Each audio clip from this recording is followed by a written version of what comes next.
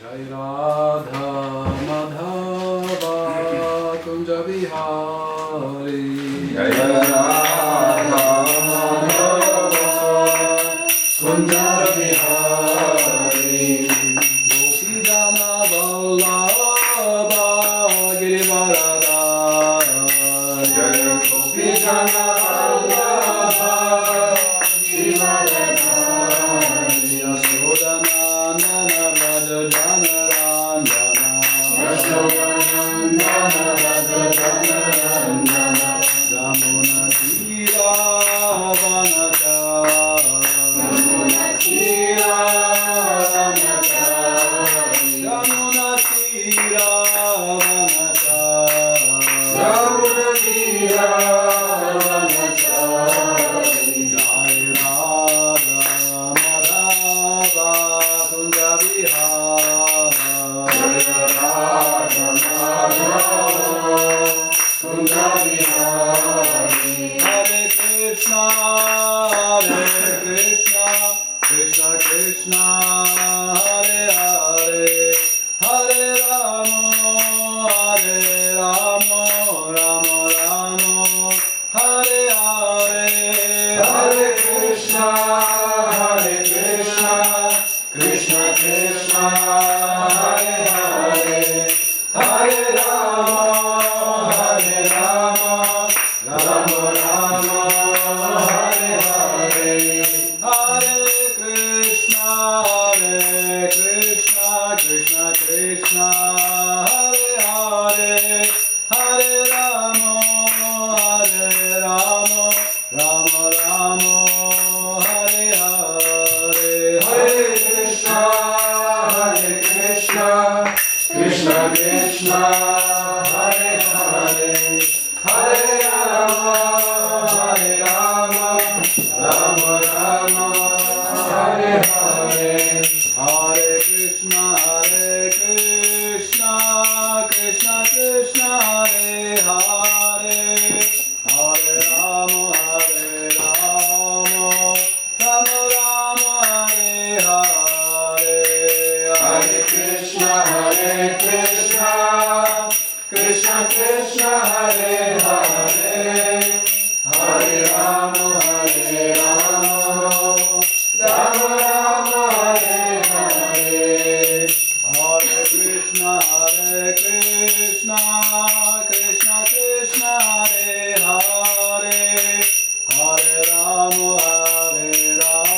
Rama Rama Hare Hare Hare Krishna Krishna Krishna Hare Hare Hare Rama Rama Rama Hare Hare Hare Krishna Krishna Krishna Hare Hare Hare Rama Rama Rama Hare Hare Hare Krishna Krishna Krishna Hare Hare Hare Rama Rama Rama Hare Hare Jaya Gauranitai Jaya Gauranitai Jaya Gauranitai Jaya Gauranitai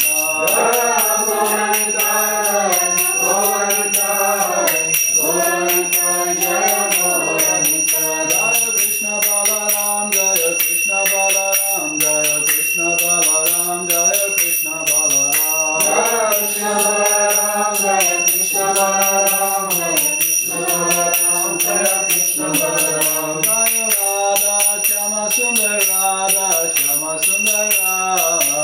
Radha Shama Sundar Radha Shama Sundar Radha Jaya Radha Shama Sundar Radha Shama Sundar Radha Jaya Radha Shama Sundar Radha Shama Sundar Radha Om Namo Bhagavate Vasudevaya Om Namo Bhagavate Vasudevaya Om Namo Bhagavate Vasudevaya Om Namo Bhagavate Vasudevaya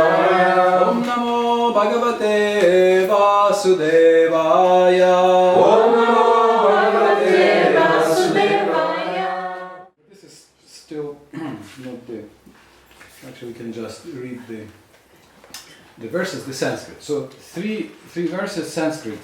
Just read all together in one voice.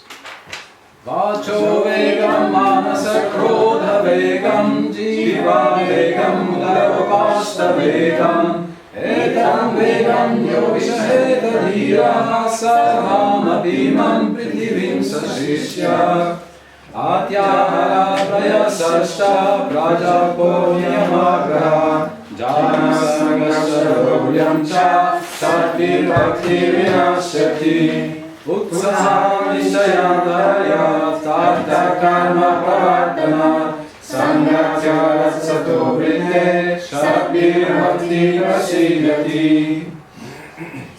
These are pretty well-known verses, and the Sanskrit is also often quoted, so you probably know most of the words already in the Sanskrit. But anyway, we will chant it probably before the class. It takes just less than a minute, and if you are attentive, then that in itself might be enough to learn them. Like 3 verses you can learn in just a few chanting, few times of chanting. See. Of course, it helps if you know the meaning of each word. They are very famous verses, and they are good verses. So today we begin with our first verse from Upadesamrita. Let us chant one more time. Vacho vegam manasa krodha vegam jiva vegam udaropashta vegam etam vegam yovishaheta dhira sarvam abhimam prithivim sashishya. And those who have English, let's read the translation together. A sober person who can... Am I the only one with the English? Yes. You have English? This is the first verse, first page. Right there? Yeah. A sober person who can tolerate the urge to speak, the mind's demands, the actions of anger, and the urges of the tongue, belly, and genitals, is qualified to make disciples all over the world. Om Ganativiram Dasya Gananjana Shalakaya Chakrumritamina Tasmai Shivarena Akhandamadavakaram Yatayena Characharam Taparam Dashitamina Tasmai Shivarena Panchakalpatarubhyasya Kripa Sindhuvena Patitanam Maharanivyo Vaishnaveyo Yasya Prasadadagiti Sadhe Sarvagyatam Rajasa Shri Chaitanya Devo Me Bhagavan Samprasidatu Jai Shri Krishna Chaitanya Prabhu Nityananda Shri Advaita Gadadhara Shivasadi Gaura Bhaktavinda Hare Krishna Krishna Krishna Hare Hare Hare Rama Rama Rama Hare Hare. Hare Krishna. So if you choose one word here from this whole verse, which word do you think is this word? Vegam. Vegam, okay.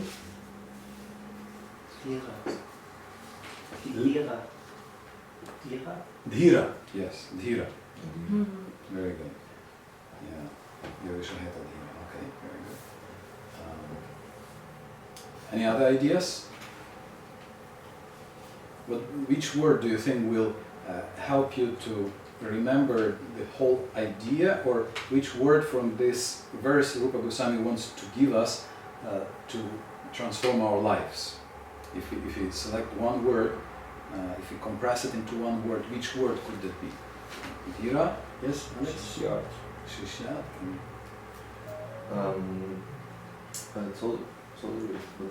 Tolerate. Yes. Okay, very good. Tolerate. Vishaheta. Vishaheta, yes, Sanskrit. Yes. Same, tolerate. Okay, so it seems we are more or less coming to the same idea. Tolerate. Dhira also means one who can, a sober person who can tolerate. And this is quite interesting. So it says one who can tolerate these 6 urges Shishya can make the whole earth his disciple. So or her disciple, the whole earth, if he can tolerate. So he can become Jagat Guru, which seems to be a pretty high position, the Guru of the whole world, right? And even at that high position, what's required from him is not to be free from these Vedas, but an ability to tolerate them, which is quite interesting. Yes, you are the Guru of the whole world, which is actually even more responsible than being the emperor or the ruler of the whole world, right? Because ruler is just with this life, and Guru it's for the spirit. And all that's required from you is not even to be free from urge to speak, from the mind's urges, from anger, from urges of tongue, belly, and genitals, but an ability to tolerate them. Are you surprised, or did you already know it?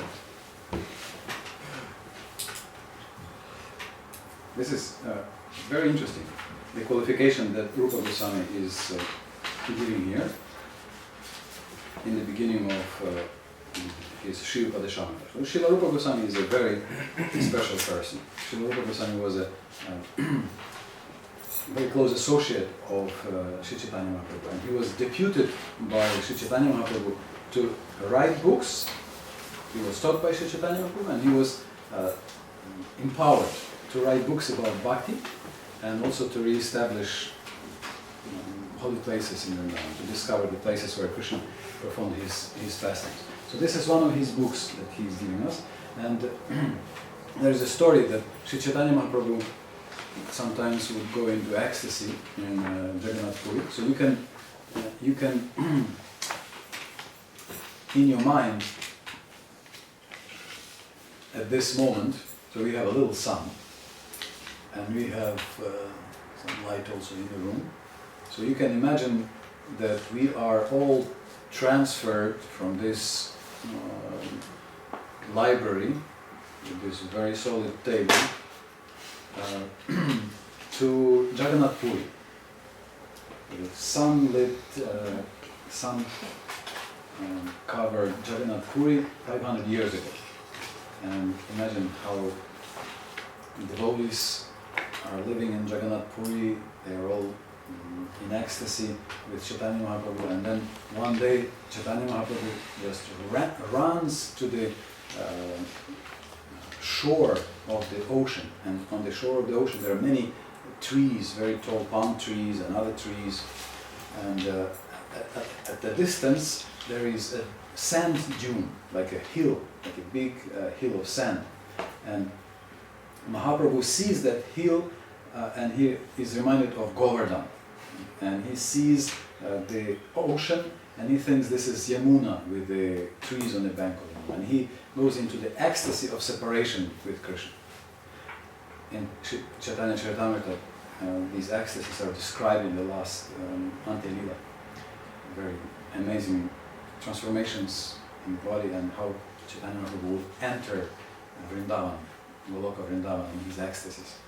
And then devotees would find him in unconscious state, sometimes in completely transformed state in his ecstasies. He would sometimes, his limbs were elongated, sometimes they were contracted, and at any rate he would be sometimes unconscious. So then they would come together, and they wouldn't know, their beloved Mahaprabhu is unconscious and covered with tears. So they think, how long will he stay in this state? So then they, take the kartals, they take the mridanga, and they start Hare Krishna, Krishna Krishna, Hare Hare, Hare Rama,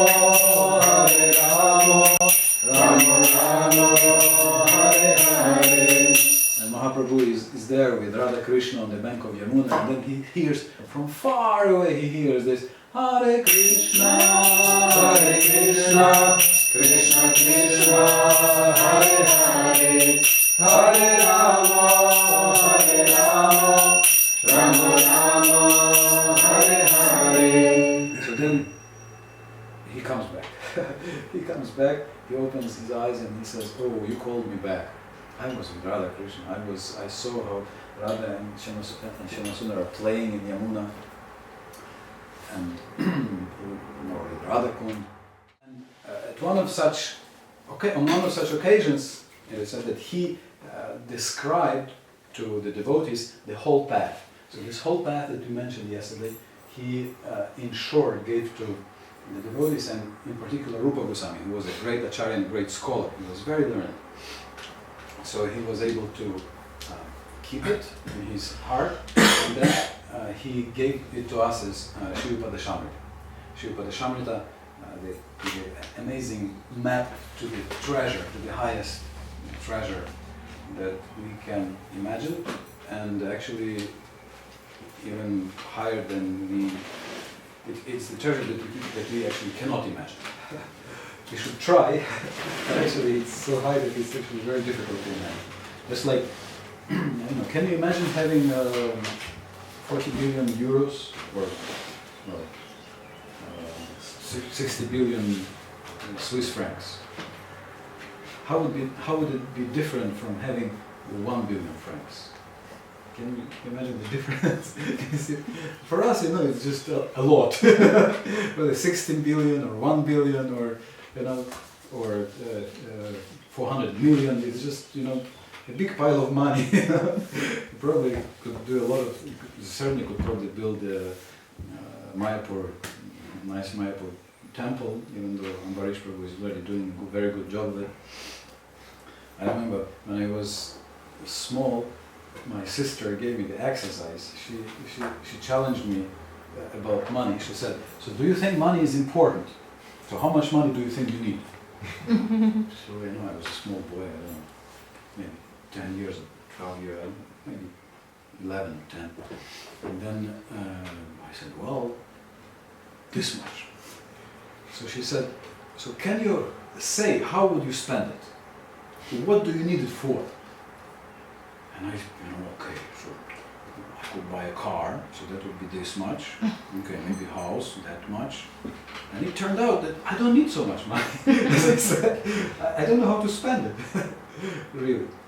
So for us, it's just even material wealth is sometimes difficult to imagine what these people feel, and maybe it's better not to imagine what these people feel because they often live very miserable lives. I remember when we were, our temple, Vibhuti temple, was once in Sochi. It's in South Russia, and there are some mountains there, and they call it Russian Switzerland. There's mountains there. They have ski resorts, people go skiing there. So I remember once, like 4 or 5 devotees in our temple. I forgot what was the. Anyway, we decided to go and just see the mountains, see the place. And so we went there, and we could see all these rich people with. It was long ago. It was 1996 or something, and 5. It was summer, but it was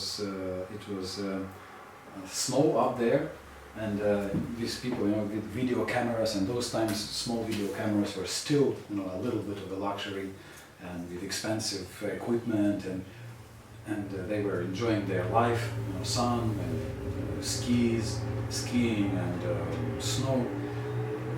But I noticed one thing, that even though we were, without skis and without video cameras, it seemed that we were the happiest people there. Because all these people with all this expensive equipment, they looked like a little bit, they were trying to enjoy, but they didn't have as big smiles as we had, as the devotees had. They were just having good time, seeing, nice mountains, and look, snow is here, the sun is shining, everything is good. So oftentimes, money can't buy not only love, but even happiness. So this is the highest treasure we can imagine, or the highest treasure that we cannot imagine.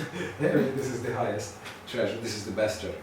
So Rupa Goswami gives us the exact map, and he begins by describing these 6 things, 6 urges, 6 vegas that we are supposed to tolerate.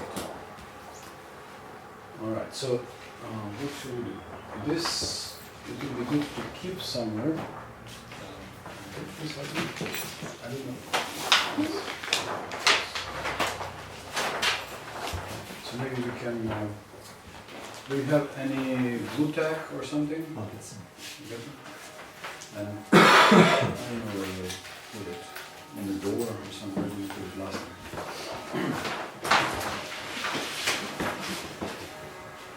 Yes, so he's giving these six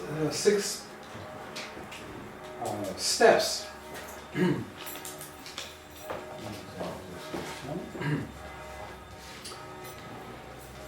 Tell me, what's the purpose of life? Serve Krishna. Serve Krishna, very good. How is this called in Sanskrit? In one word. Krishna Prema. Okay. And other words? Some other words? Sanatana Dharma. Okay. What's the name of our yoga? Bhakti. Bhakti yoga. Okay, good, very good. So, what we want is bhakti, right? However, does this verse speak about bhakti? As you can guess from my question, I'm expecting the answer no. This verse doesn't directly speak about bhakti, right? All it speaks about, belly, genitals, mind, and anger. How is it connected to bhakti? Is it a good question? Right? Yes, Alex? Sometimes before giving the positive, you should give the negative so that people just understand first what not to do. Yes. So yeah, before giving the positive, you sometimes have to give the negative. Now here comes my big challenge. I'm not an artist and I have to now measure. Right, so this will be our maybe could help me, and I will definitely need your ideas now. Right, so this will be our a symbolic, let's say a symbolic picture. It's not a real good picture. A symbolic picture of the temple of Bhakti. Chakra on top.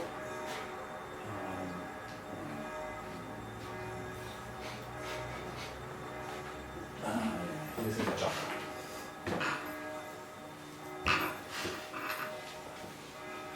If you want to see a good chakra, go outside and see on the temple.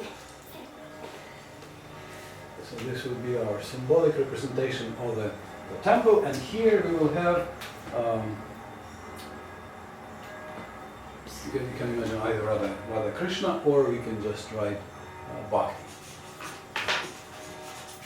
The temple of Bhakti. We want to enter the temple of Bhakti. So before entering the temple of Bhakti, which is our purpose, we oftentimes have to go over the steps. You have the steps near the entrance? How many steps are there? 4. Okay, very good. Here we have 6. A little more difficult, and maybe it's sometimes higher. So, what are the 6 steps?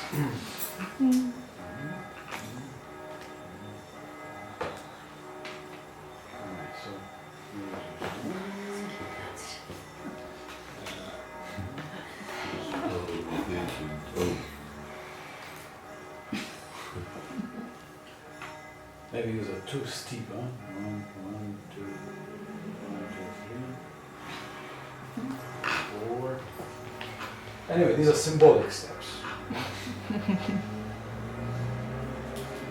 3, 4, and 6. So these are the steps that Rupa Goswami gives before we enter the temple of Bhakti. In themselves, the steps are not Bhakti yet. In themselves, the steps are not in the temple. However, to enter the temple, we do need these steps. So that's why they're described. This is in fact, the act of surrender.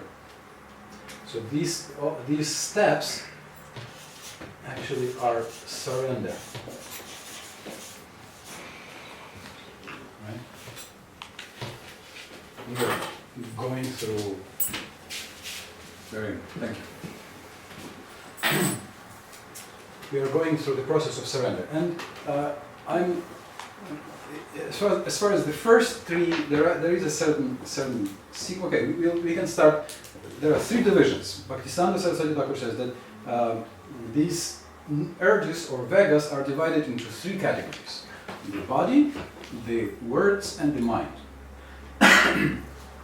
So we have three bodily steps mentioned here.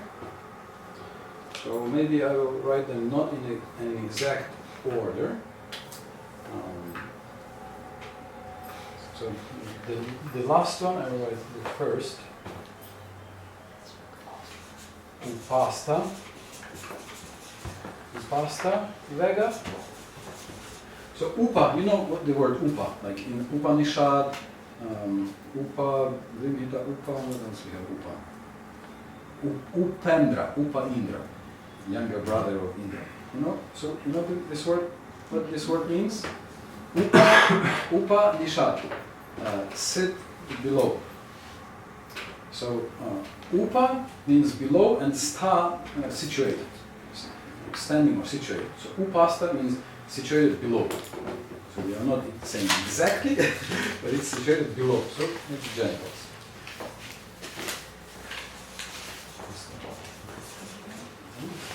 Urge of genitals. Then the next one is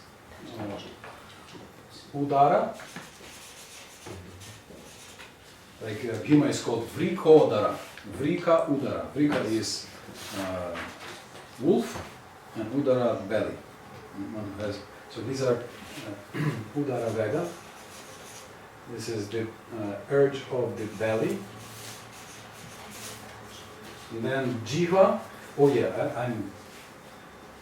I could.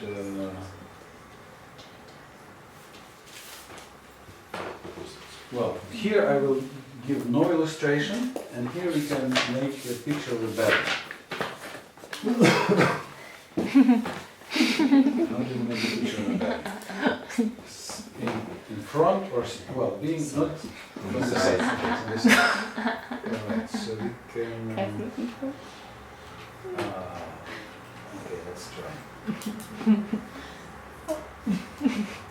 Alright, this is the back side. And this is the front side.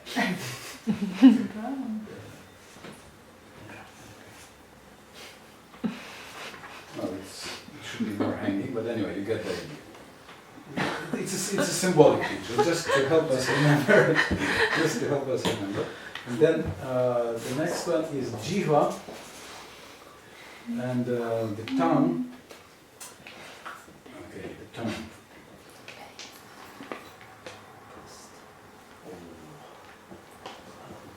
Dharma de Jivati. Jiva, we say every day in our prayer. So the tongue. You can maybe. Can we say Jiva Vega or? Jiva Vega, yes. Jiva Vega. Vega. This is the tongue. Okay, so this is.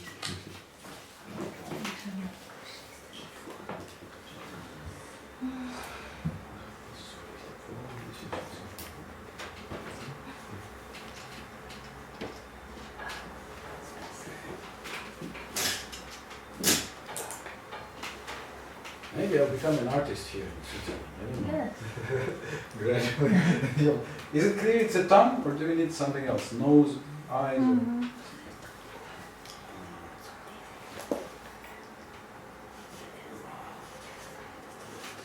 These are eyes.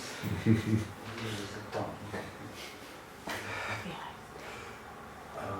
The tongue. Then the next. So these are three. These three are in the category of the body. And Srila Prabhupada notices that they're on a straight line. We are indulging in food that is too tasty, then we want to overeat, and then by eating too much and tasty, usually somehow our bodies are conditioned that for us tasty means very fatty and very sweet, and this kind of food, and then usually the genitals are agitated. So from up it goes down, down, down. Then the next category is the words, and it's just that, words. Vacho. Vacho. Vega. And this word vak is in all Indo-European languages. We have voice in voce, in Italian, voice in English, in German. Do we have anything with vocal? Vocal? There is the adjective vocale. Vocal, okay, vocal. We have the Latin. Okay. So, vacho. These are the words. And Oh. huh? The oh. Well, this is too good a word. You don't need to control that. So, words. And maybe we can. Okay, here's a face. This is two eyes. Here's a mouth.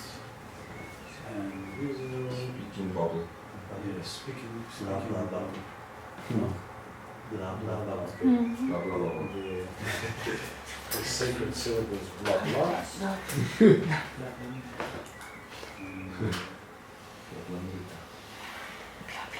Okay. Well, that's what we should control. The blah blah. Blah blah. Okay, the words, right? I wait. Thank you. No, no. All right. These are the words, and then the next category is the mind category. So we have just in general mind. If you control the mind, so manasa,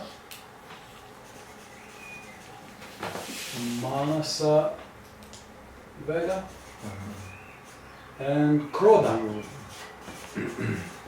krodha vega. So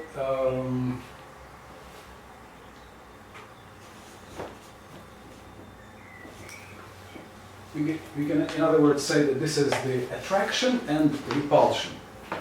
Both. Yeah. So krodha is the repulsion when we don't like something. Ah! And manasavega is when we really like something. Oh, what is there? And I want it, and So this is the mind, and yeah, we can maybe make. You see it oftentimes on the frontons of theaters, two masks. So one mask, so two masks. This one, one is a happy mask. Oh, looks like a pirate anyway. Anyway, it's a symbolic picture. Keep it in mind. And one mask is the unhappy mask. You ever see this on theaters? Yeah. So, and we can maybe make the bubble from the head, it's the thoughts. One is drama and the other is comedy, right? Yes, drama and comedy, or tragedy and comedy. Yes, that's the two masks. If you want to see these masks in a better presentation, you have to go to your local drama or opera theater and find it. Usually it's somewhere there. All right, so these are the troubles that we have. So you don't have to be afraid of the exam if you just remember some of these pictures, and if you just write the translation of the verse, it will give you about 20% more or less of the mark, if you just give the translation. on the verse. So Jiva Goswami is saying that these are the 6 Vegas that we need to control. So we have in our heart this river with the 6 Vegas flowing, urges, and the journey to the highest treasure begins in our heart. It begins in our heart, where we have to learn to escape or to tolerate these urges. So we don't need to stop them. Oftentimes we are frustrated because we try to stop them and it doesn't work. As you have noticed, the more you try, the harder it gets, oftentimes, because they are powerful. The mind is very powerful, and Maya is very powerful. So when we are just trying to stop, it doesn't work. So the idea is to ignore them, to pay no attention to them.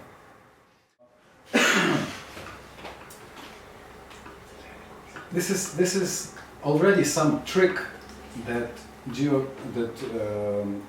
we can get from this instruction by Sri Rupa Goswami. Already Rupa Goswami in the first verse gives us some hints on what to do with these very strong currents in the heart. And we don't actually even need to stop them. We just have to learn to pay no attention to them, or not identify with them, or just tolerate them. Just tolerate them. And that's what the Bhagavad Gita says, if you remember. In the end of the 2nd chapter, Krishna says, Apuryamanamachalam pratishtam samudramapa pravisanti yadvad tadvad kamayam pravisanti sarve sasanti matno vinakamakami. A person who is like an ocean, who is not disturbed even though so many rivers are flowing into it, and who doesn't desire his desires. Nakamakami.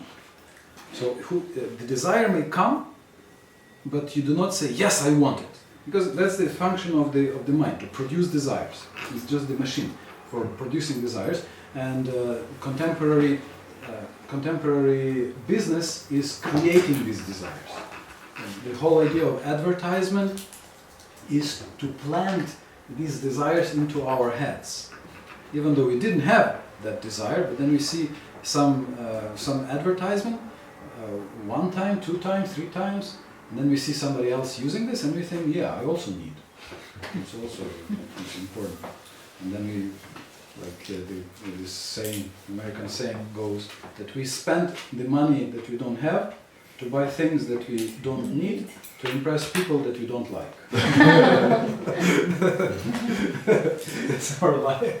So, because we are identifying with these desires, but we don't have to identify. The desire may come, and we have an option to say, this is not my desire, this is just a desire.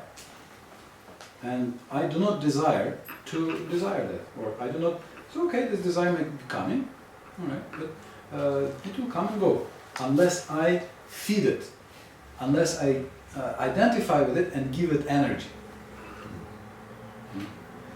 And if you don't feed it, then just like what Prabhupada was saying, that what do you do with unwanted guest? Just don't feed him. If you don't feed him, he will. Yeah, he was saying this about disease. If you don't feed the disease, it will go like an unwanted guest. So you may have this experience that if you don't identify, if you don't feed that desire, that's oftentimes the lesson that a neophyte has to learn very hard way. That when we start practicing yoga, sometimes mind is stirred, and sometimes it seems that we are becoming worse than we were before. We think, oh my God, I used to be such a good boy, such a good girl. I was a vegetarian. I was a spiritual person. And now I'm chanting Hare Krishna and I have these terrible, terrible desires in my heart. I had terrible thoughts in my heart. And sometimes we can become even scared. We may think, what is this? You know, I became worse. I was better than before. Maybe this is because of Bhakta John. You know, I'm talking to him too much. I think that's what could it be. You know, a terrible doubt comes into suspicion comes into our mind. But the problem is that when we were good before Krishna consciousness, it was good for us. It was profitable for us. It was based on some false ego. So it was good to be known as the polite person, as a kind person, as a light-hearted person. Whereas when I have to practice this in Krishna consciousness, then these same qualities are needed not for me, but for service. So therefore, those qualities that I thought that I had, they were not real qualities. They were just a show that I was used to put on to get what I want in this material world. Whereas in case of service for Krishna, it's no longer a show. It's for real. It's not on the basis of ego. It's not for me. So that's why sometimes the mind can rebel and show the very ugly face. It looks like you have sometimes it feels like you have a whole zoo in the heart, you know. Oh my God, where is this coming from? I was much better. It's terrible, terrible. And then you try, go away, and you push it, and it becomes stronger. You push it harder, and it becomes stronger. And you think, oh my God, I'm a demon. So that's what also Prahlad Maharaj says in Hari Bhakti Sudhadaya. He says that a person starts devotional service, and after some time, his lust, anger, greed grows to the sky. Becomes high as the Himalayas. And most people, at this point, they give up. Many people, at this point, they think, oh, it's impossible. How is it possible? And they give up. But they miss the whole idea. But those who are persistent, those who are serious, they just say, Krishna, I cannot stop it. I cannot control my mind. But maybe I am a demon. Still, I know that I have to serve. Okay, I'm a demon, okay, but I will serve you.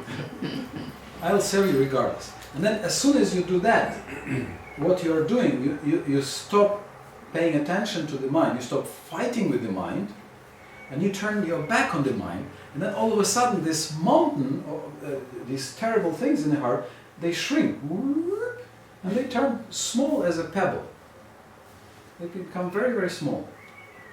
It seemed to be a very big problem, but then after some years, you may read your diary or you may remember and you think, oh yeah, I was praying about this. Oh really? And it's no longer a problem. It's no longer a problem for you. So this is the idea of this period. Sometimes Krishna makes your mind, or the mind becomes so strong that the only option that we have is to learn to ignore the mind. This is the idea. In the 5th canto, Srila Prabhupada writes that the strongest weapon for controlling the mind is ignoring it, neglecting it, paying no attention. And he also gives the second weapon, which is Guru's order.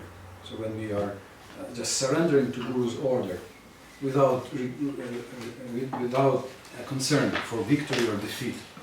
So that means also we are not paying attention to these waves in the mind. We know that I have an order, I have my Guru's mission, and I'm doing that. And that also helps to control the mind. This whole turbulence teaches us to learn to pay less attention to the mind.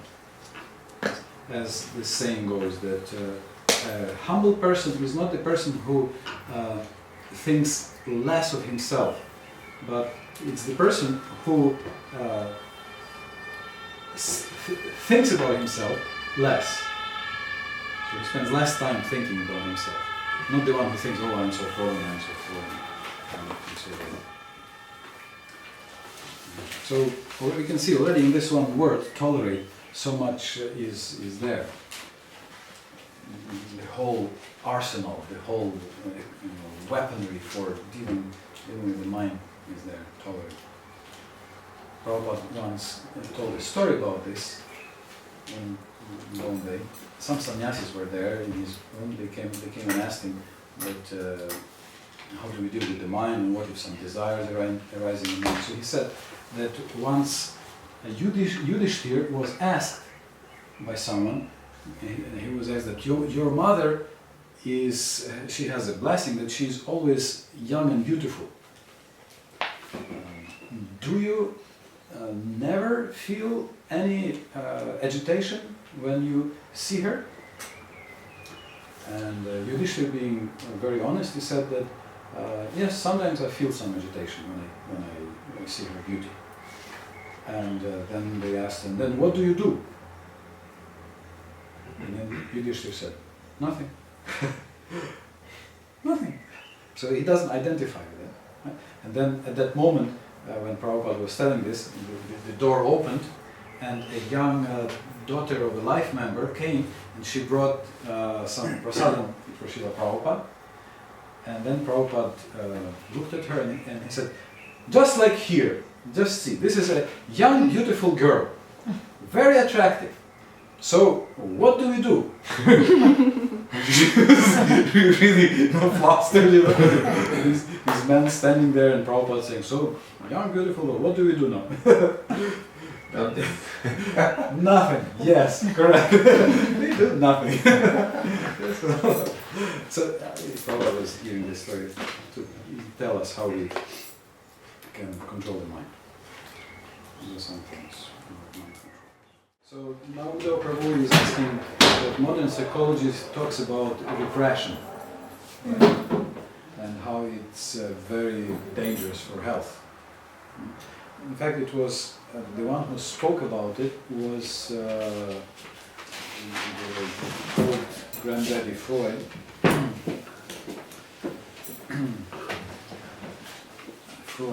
And he certainly has some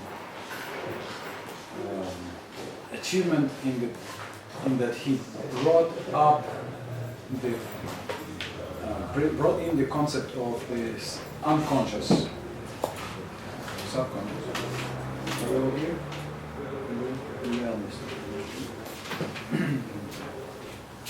But otherwise, so many of his ideas have been rejected and criticized. Practically all of his disciples went on to found their own schools. One of the most influential psychologists of the 20th century, probably, like if we name three, he would probably be one of them, Richard Bandler. He is invariably calling him not Sigmund Freud, but he's calling him Sigmund Freud. Sigmund Freud. So, what he was talking about was repressing some urge into the unconscious, and that creates a backlash when this power, which we try to close our eyes upon and try to, just push it out of our consciousness.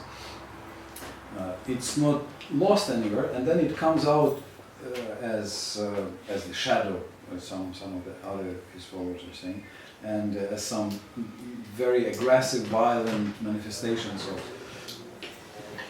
either anger or some problem and so forth, some psychological problem. So, Pranashana Maharaj was actually analyzing this in his book, Unspoken Obstacles in the Path of Bhakti. And he says that there is a big difference between suppression and repression. What the psychologists are speaking about is the danger of pretending we don't have the problem. As it's the danger of lying to ourselves. It's pushing it out into the unconscious.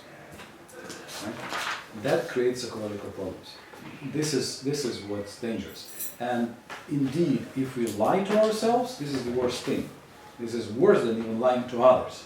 Because when we lie to others, at least there is a chance that we understand what's the truth. But if we lie to ourselves, it's very dangerous. So, yes, we should be honest However, in the case of a sadhaka or a yogi, there can be, well, in 99.9% of the cases, there can be no question of being unconscious of these urges.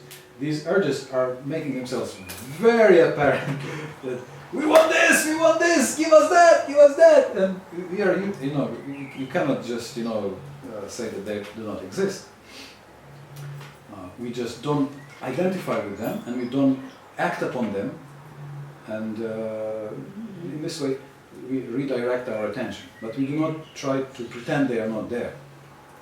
So in this case, it's quite different from this dangerous phenomenon of repression.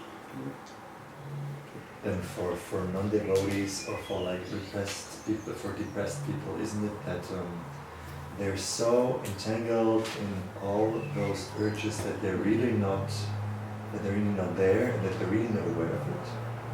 Because they're like the hamster wheel. Yeah, they have no idea of who they are. They have no center, basically, in their life. In fact, usually it's only when we start practicing some kind of yoga that we even get the concept of mind and intelligence. First time, you may remember, first time you read, it says mind and it says intelligence. You think, why two? Isn't it the same thing? Mind, intelligence? Do you remember being somewhat confused by these two things? But as soon as you start practicing yoga, then you see that there is a part of consciousness that just produces the desires. Oh, I like that. Oh, that would be nice. Oh, look at that. So, and there is another part of consciousness which says, not good. Should do that. Should not do this. I don't know. Maybe in German mentality, there is so much. I don't know. Is it? I think all German speak German, Swiss, and Austrian. I think also is there is a big respect to the sense of Pflicht, isn't there? Everywhere, duty. Yeah? There's a big respect to that.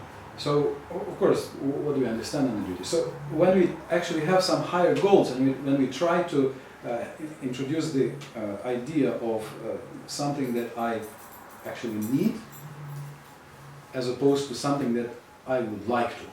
So, mind is I'd like to, I don't like to. Whereas intelligence means I need, I don't need. This is good, this is not good. In long-term perspective. So, yeah, most of the so-called karma non-devotees, they have a very hard time. They're at the tangle of these conflicting desires, and they try to identify with all these desires. They think this is me, and then they are frustrated. And you have even philosophers saying that yes, you should be courageous. This modern atheistic existentialism, Sartre, Camus. Oh my God, this is direct road to this is just be honest with yourself. If you are a criminal, be a criminal. Come on, who is yourself? And what nature are we speaking about? So originally, of course, existentialism was very theistic. Like this Kierkegaard was speaking about 3 stages of development. One is static, basically the mind enjoying.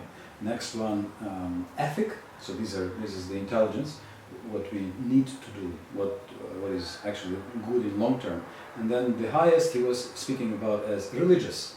So when we accept our eternal duty, not just ethical duty towards other people, but eternal duty, our connection with God.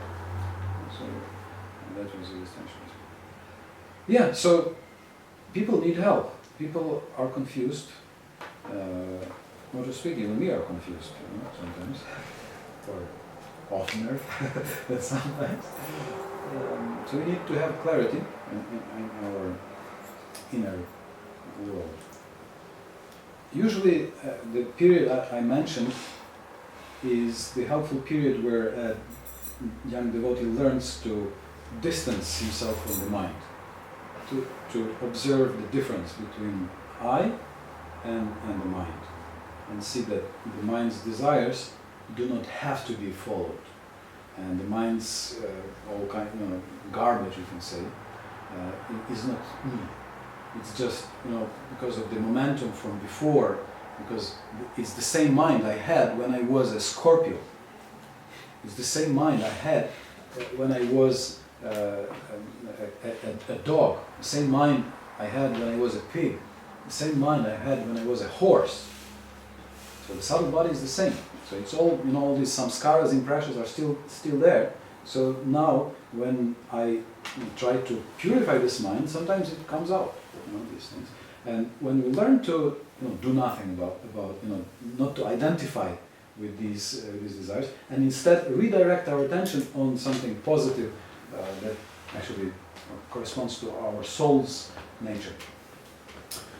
To chanting Hare Krishna, Krishna Krishna, Hare Hare, Hare Rama, Hare Rama, Hare Hare, or to something easier like reading Krishna Lila, or to the Kirtan.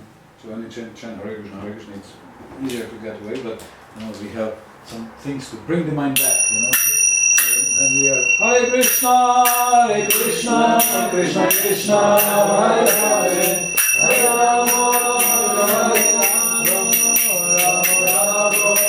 Hare Hare. So it's balance, maybe one or don't one. You have to pay attention. You have dangas, and so redirect the mind onto the positive spiritual track. Something else? Miss Naina Manjari, you had some point, some question? Yeah, I had, but it's gone. I mean, Yeah, okay. you answered. Yeah. All right. So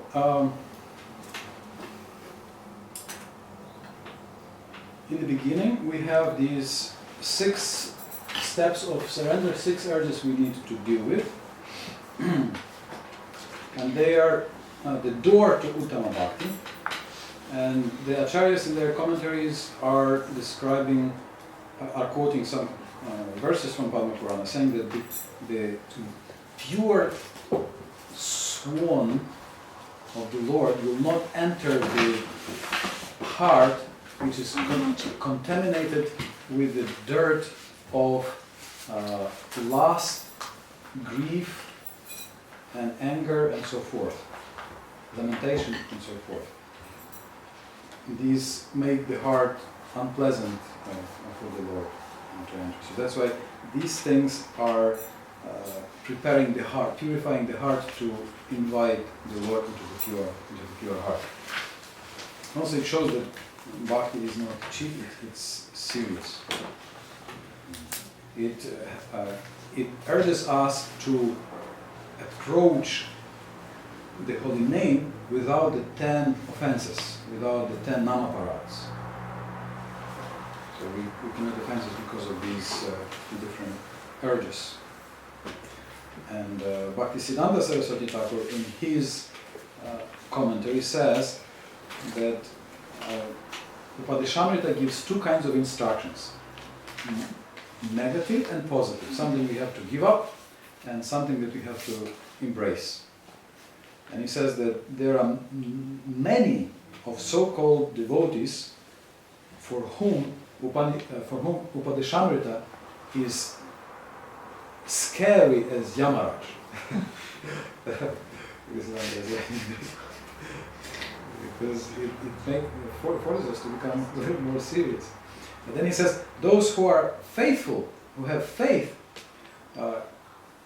with the help of Upadesamrita, with the help of these instructions from Rupa Goswami, can easily achieve bhava, can easily achieve the level of ecstasy, and then achieve prema and absorb themselves in bhakti rasa. So this is the path. So we have to traverse this path, and we have something that we have to avoid and something that we accept. And then we can achieve the spontaneous platform, and we can go to the highest. And this is chronological? So we can Pretty go much, up? yes. Pretty much, yes. Yes. You can see that it goes one after another. Of course, we how do you control the mind? We Prabhupada is saying that we are accepting. How do you control the tongue? We accept rasa. How do we control the genitals? Prabhupada is saying it's only for Krishna conscious children, otherwise not to be used. And the mind, it fixes the mind on the lotus feet of Krishna. So these things, these 6 things are to be controlled by any yogi, in any serious spiritual school. But our advantage is that we have what to fix them on, and even better, whom to fix them on. We have a beautiful, all-attractive person on whom we can direct our all the capacities of our consciousness and of our soul. So we are in much more fortunate position. Whereas all these other yogas and like Buddhism, it's just fighting only the negative, just neti, just fighting with these things, and it's difficult always. And nowadays is if for us it is difficult, with bhakti, with Hare Krishna mantra, with the kirtan, not to speak about other things. Srila Prabhupada describes in the purport. He gives the introduction about the general idea of purification. So he describes the 3 or 4 degrees of intelligence. Who has read the purport? Okay. So who is the most intelligent person? Who learns by hearing. Yes. Then second most by seeing. Yeah. So one you just heard and you say, oh, okay, I better don't do this. The other he has heard, but he's not convinced. But then he sees, oh my God, he did that, and look what happened to him. And I better don't do this. And the third class in intelligence is you still do it, and then you are kicked, punished. So like a thief, he goes steals something, and then he's put in jail, and then he thinks, oh, I better avoid it. And the fourth class intelligence, one hears, one sees, one is punished, and still one cannot go. So that's the fourth class intelligence. So the first class intelligence is just by learning by hearing. And then we have the 3 more examples. So one example was a thief who doesn't learn. And we have 3 more examples of people who do not become purified. So what are the 3 more examples of people who do not become purified? Yes? Christians who confess it. Yes, Christians who go to church to confess their sins and then come out and happily go for the next, for another round of the same. Elephant bath. So, of this. he takes a bath and he comes out and he either rolls in the mud or he sprinkles some mud on himself. So from the point of view of bodily hygiene, it seems like his bath was not very effective. They may have some reasons. I heard that they deal with some insects. Like that. But from the point of view of just bodily cleanliness, it's not very effective. So elephant bath. And the third example, which is the most probably startling example for us, are I think 7% of committing sins only. So who are these? Us, who may be committing sins just expecting that my chanting will take care of it. So committing sins on the strength of chanting. And this is very dangerous. So 3 examples, or 4 examples if you count the thief. This is coming in the 6th canto, this discussion. Because at the end of the 5th canto, Shukadeva Goswami has described the hellish planets to Parikshit Maharaj, which are quite and then Parikshit Maharaj is asking then how can one avoid? How can people avoid these planets? And Shukadeva Goswami tests him. It's like a midterm test. Shukadeva Goswami tests Parikshit Maharaj several times during the Bhagavad. He gives him the wrong answer. He tells him, well, if you want to avoid hell, you just do prayashchita. You do some ritual of atonement. And then you become cleared of this danger. So Parikshit Maharaj successfully passes that test. He says, yes, but we see that like elephant, Kunjara Shauchava, the elephant takes bath and then again sprinkles dust on himself. So we see also people are going performing atonement or prayashchita, then again return back to the same activities. So isn't there something more effective? So then Shukadeva Goswami gives him the verses about knowledge, that knowledge about spiritual nature can lift us from the platform of these dangers, of these dangerous desires. And then he speaks the verse about bhakti. Kechit kevalaya bhaktya vasudeva parayana dhunvanti kartsina niharamiva dhunvantyagam niharamiva kartsina kritsnam dhunvantyagam niharamiva bhaskara.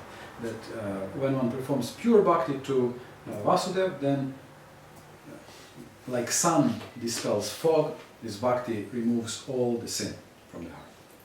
This is the answer. So Prabhupada, because we are dealing with the urges which push us oftentimes to the sinful or dangerous activities from which we suffer already, not only in the next life, we suffer now, in this life.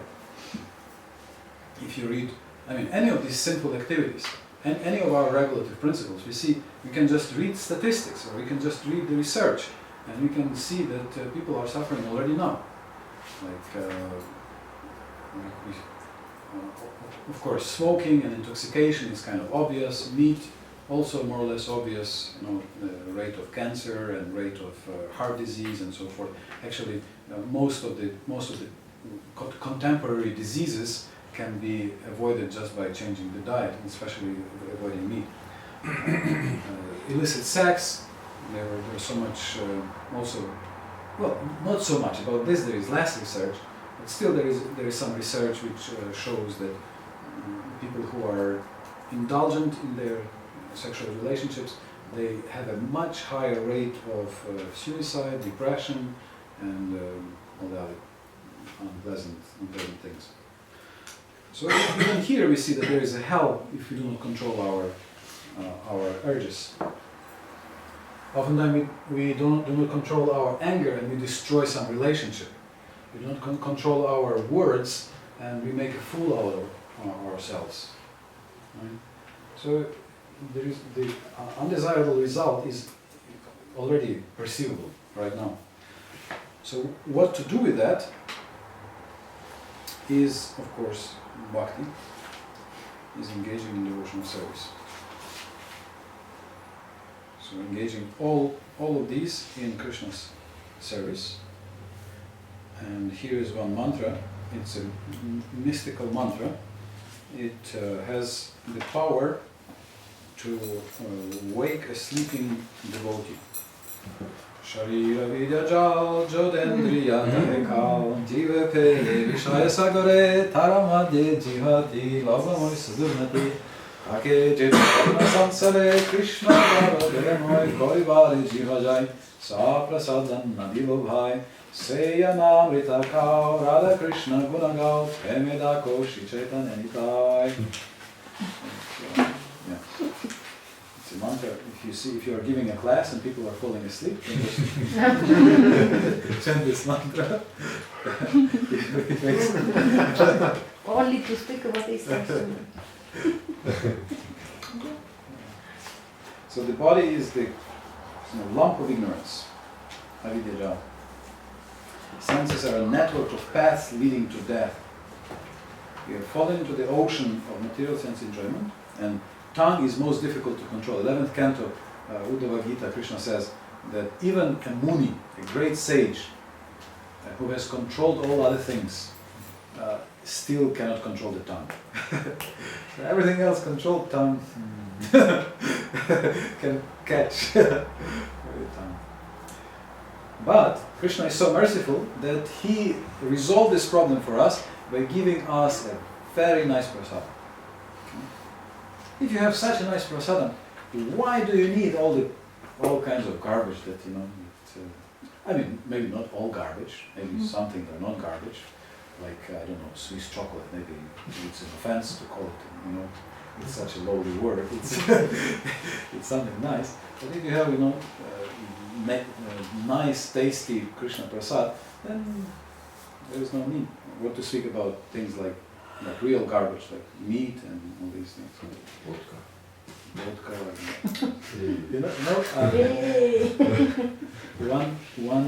One devotee,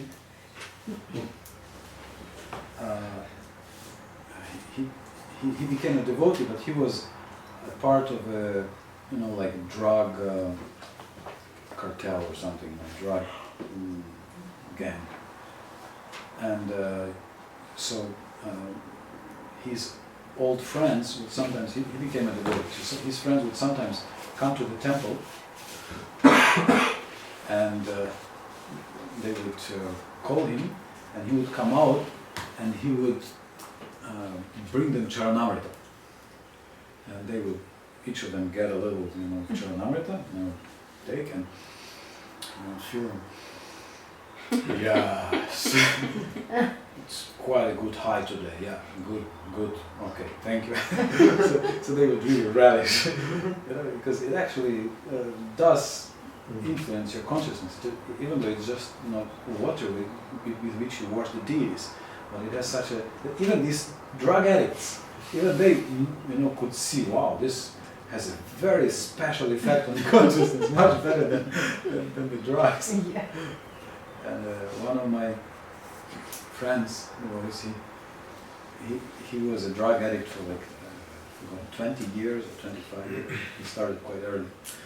So when he got his second initiation, he told me, Adi, get the second initiation as soon as possible. This Gayatri mantra, it's better than acid. It's better than acid.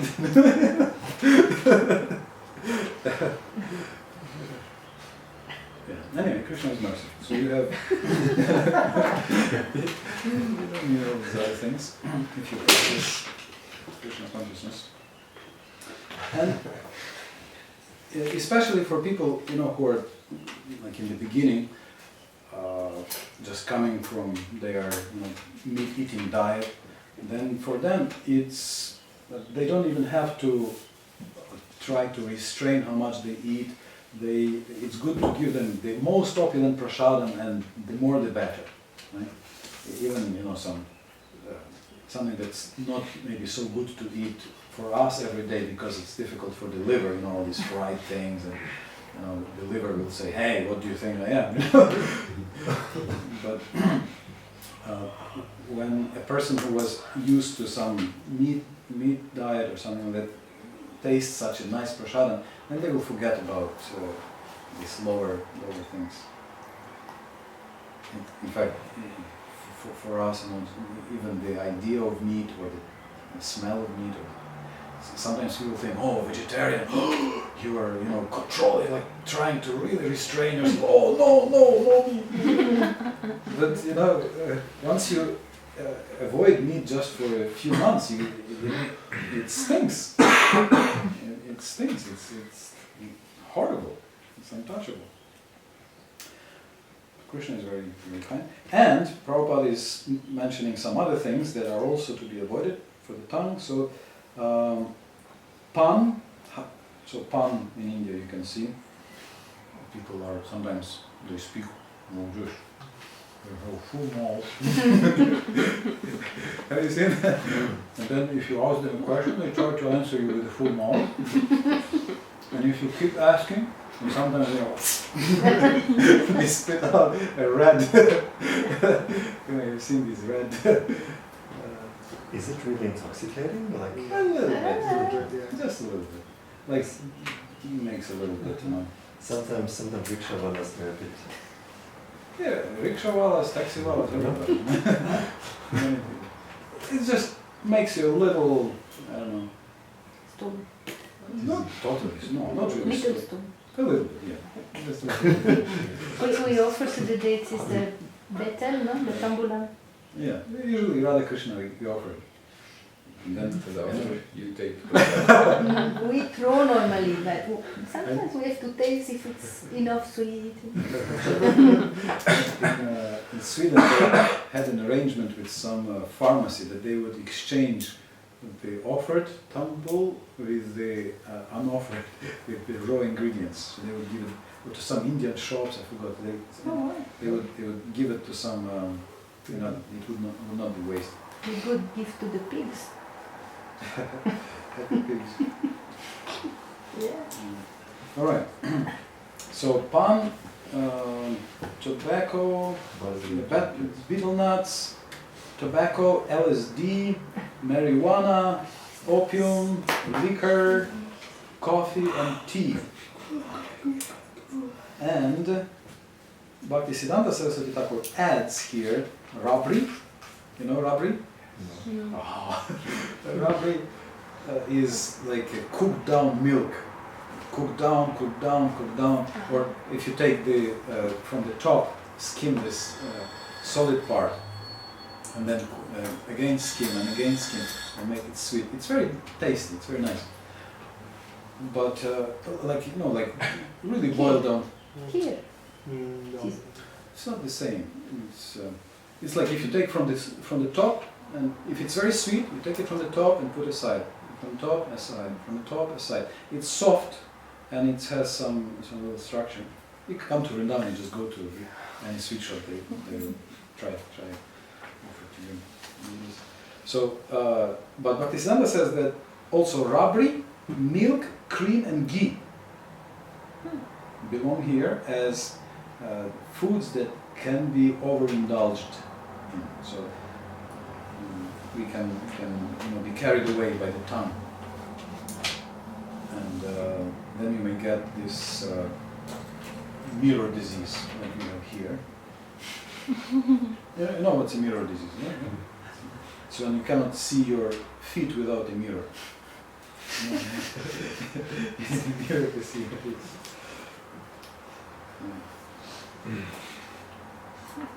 Okay, so Bhaktisiddhanta Saraswati Thakur also analyzes all of these things, both here, the urges, and in other places, in three categories. So what are the three undesirable kinds of speech that we reject? We don't speak and try to avoid listening. And undesirable mental activity and so forth. So here it mostly refers to speech. Three categories to reject. So these are vikarma, karma, and so-called akarma.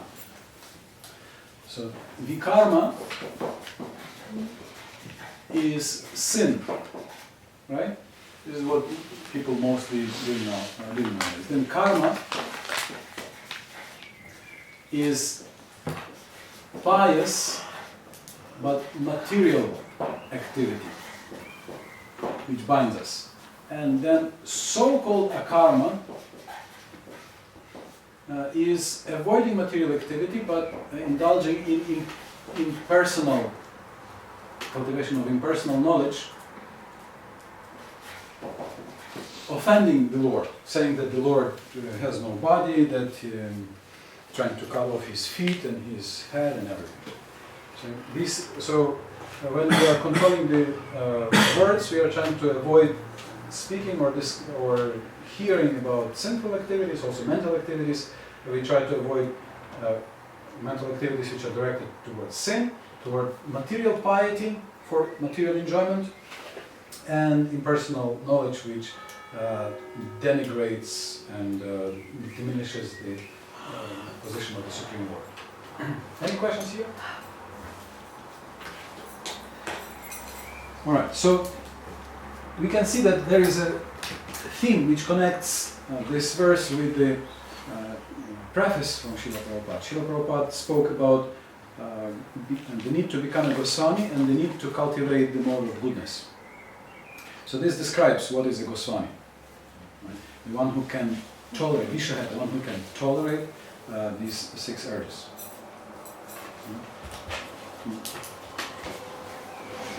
Prabhupada says in the last paragraph, the conclusion is that one who can control these 6 items, speech, mind, anger, tongue, belly and genitals, is to be called a Swami or Goswami.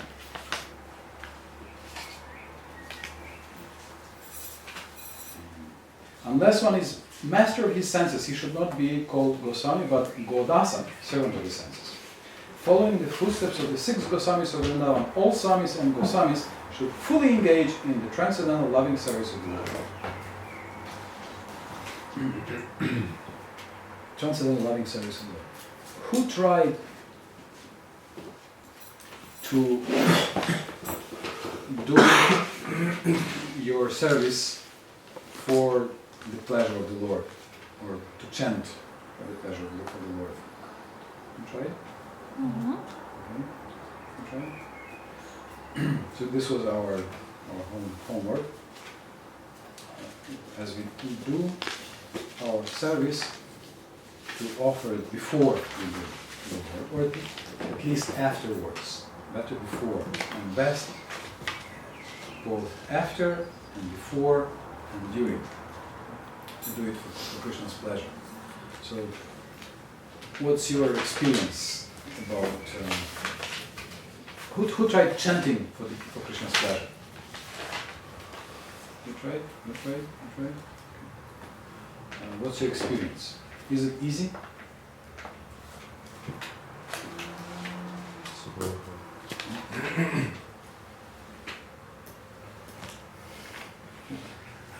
Did you manage to create this mood, or did you manage to hold it for a long time? So it's quite interesting, even though it's the essence of all our endeavors.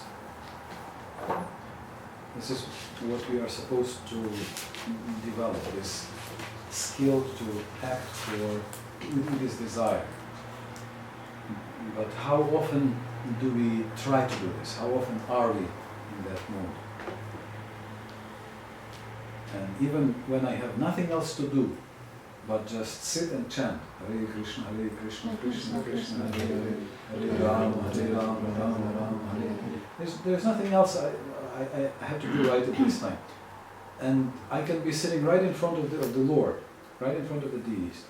And still, to do it for His pleasure, the mind runs away. Sometimes you chant just one mantra, then you think about something. Then you bring the mind back, you chant one mantra. But this is where a real taste lies.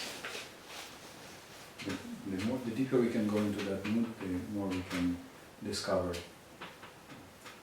the taste of bhakti and the more amazing results of bhakti you see.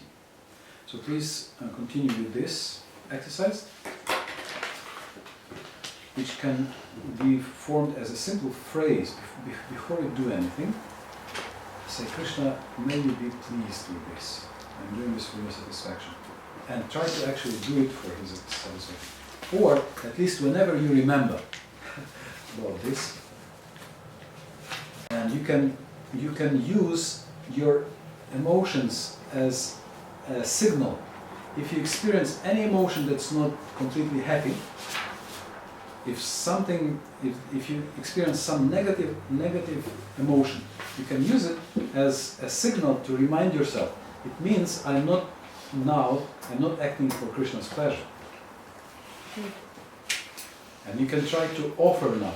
So, okay, I get this negative emotion. Why? Because somewhere deep, either deep underneath or not so deep underneath, I want to control, I want to enjoy, or I want to get approval. So that's why I experience either anger or fear or anxiety or lamentation, whatever, or apathy or whatever emotion, negative emotion you may experience. Sometimes positive when it's fulfilled. So let this serve as a signal to, at least at this moment, find it in our heart to act for Krishna's pleasure. You have some point? Yeah, I mean, for me, I have like difficulties to hear somebody chanting. Like I was Pujari a long time, and then we would hear from behind the curtain the chanting for 2 hours, and sometimes. And then for me it's difficult to imagine that Krishna likes the japa. So for me it's more easy to imagine that Krishna likes more bhajan or kirtan. It could be a very powerful technique for improving your japa. To actually imagine what Krishna hears and hear what Krishna hears, and try to chant sweetly so that Krishna is happy with your names. It can be a very powerful technique for focusing the mind and involving your heart, because indeed sometimes we can listen to what we are chanting and Krishna must be very generous to like it. Krishna is a really liberal and cool guy, if you like. But if we listen and we try to remember, okay, Krishna, what Krishna hears now, does he like what I'm saying? Does he like? So okay, let me try it to say, not Hare Krishna, Hare Krishna, but okay, Hare Krishna, Krishna, Krishna. Add some love, some affection to it, and hear it. Try to hear, as Krishna Maharaj was saying. Try to hear, quoting Srila Prabhupada. Try to hear yourself chant sincerely. So hear yourself and hear the quality of your chanting. So this could be a very good technique for improving our job. Try to hear as Krishna hears your name, and try to make it pleasing. Especially, I find that for more sensitive or emotional natures, and oftentimes for ladies, this is a very powerful technique to concentrate on japa, to make tremendous improvement to the japa, to chant beautifully and hear. You hear yourself chant with affection. And maybe you have seen, there was this beautiful movie made by some ISKCON devotees. Very nice movie, Haridas Thakur. Anybody saw that movie? Mm-hmm. And from that movie, I don't remember much, but I remember how Haridas Thakur gives instructions, and I think he also got instruction from his guru, the same. Prem se, also we are saying it every day in Premadvani. Prem se kaho. We are not saying Prem se kaho, Jai Sri Krishna Chaitanya Prabhu Nityananda Shri Advaita Gadadhar Shivasadi Gaurav. It doesn't say just chant, it says Prem se. Chant with love. Chant Hare Krishna, Prem se, with love, with affection. So at least we can try to put and hear what Krishna hears when we do this. Like two things are coming to my mind when you speak. That I remember that behind the curtain I got annoyed by some crazy mantras, But I remember that when Paramgati Swami came here, he was chanting so sweetly and so melodiously and with taste, and really like 2 hours, and I really enjoyed his chanting. So I remember something positive, and I remember in the beginning of my spiritual life, I always meditate that my guru is sitting in my heart and listening to my chanting. And this was powerful also. Yes, I am sure that was very good japa. Yeah, it was my best japa. But then with the years, it just got lost again. We kind of relax and run. Sorry? We relax in our endeavors and we start running and we... Falling. So yes, so let's practice. Let's practice. We should actually go higher with every month and every year in our practice. But yeah, this is like good, no, good point. Like because sometimes we will. I mean, it was in my case. I reached some level. It was okay. But, oh, I reach it, and then it's lost again. So Yes. We but this- stop endeavoring. We stop going deeper. this is frustration. So we need to resurrender. We need to brush up. So that's why we have courses like this. That's why we have retreats. That's why we have constant reminder to go deeper and deeper. And if nothing works there, then we have kicks from the material energy to hey, keep going. Yes. There was some discussions in Mayapur when I was also there. Senior devotees, they were discussing how can we improve our chanting. So they brought up many tricks and this and that. So, but at the last, they say bring always the most important thing is to bring mind back, always back.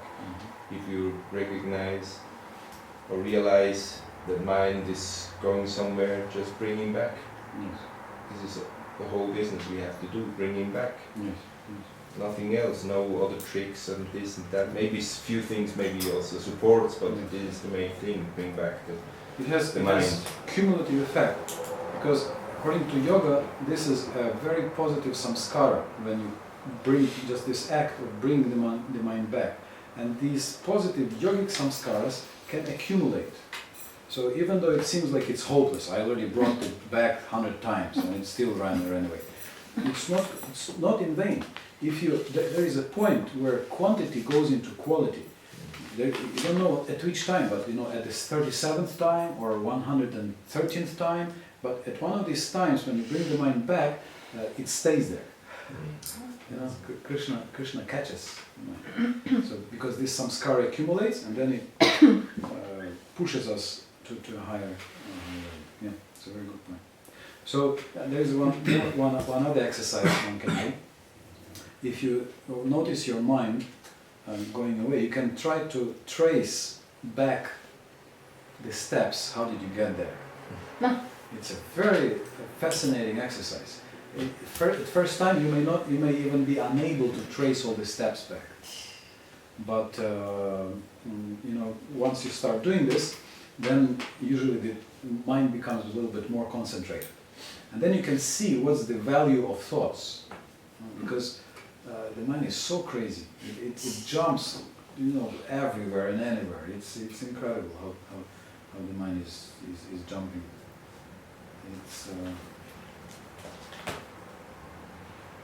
You can start from something very good, from something very positive.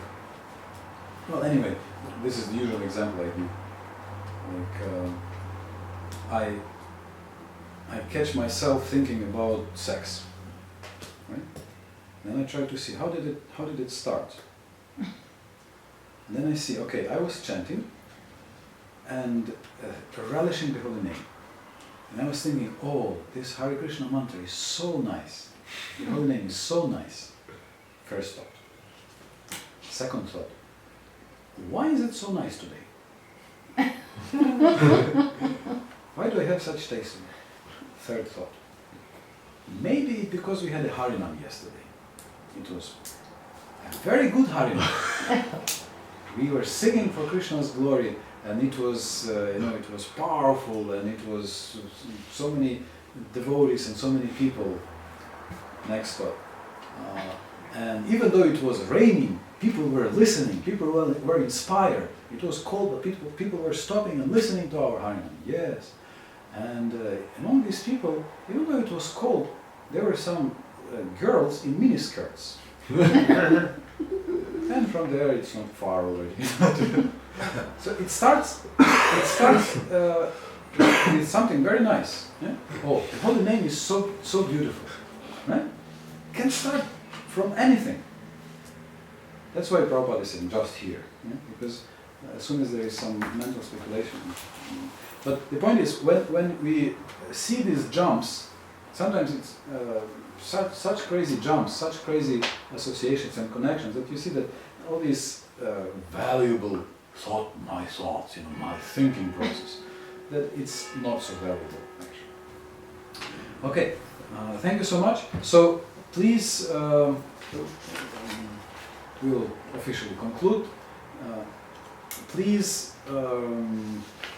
work on chanting and offering, not only chanting for Krishna's pleasure, try to hear as Krishna hears you chant with affection, and try to offer whatever you do for Krishna's pleasure, either before or at least whenever we remember, and as much as we can during what we do, to thinking that may Krishna be pleased by what I'm doing.